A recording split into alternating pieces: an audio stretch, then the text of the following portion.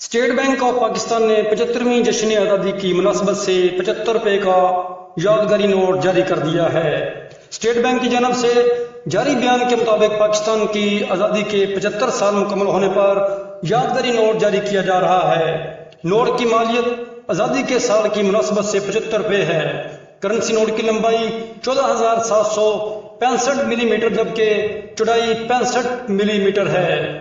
یادگاری note کے اگلے حصے پر قائد اعظم محمد علی جناح، علامہ محمد اقبال، سر سید احمد خان اور فاطمہ جناح کی تصاویر ہیں۔ مرکزی بینک کے مطابق بینک نوٹ کے سامنے کی جانب سے ایسی شخصیات کا انتخاب کیا گیا ہے جنہوں نے جدوجہد آزادی میں اہم کردار ادا کیا۔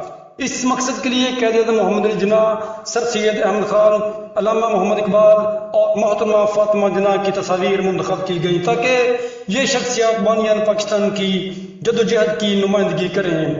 نوٹ کی پشت پر نوٹ کے دوسری جانب مارخور کی تصویر ماحولیاتی پائیداری پر ہماری توجہ کی عکاس ہے۔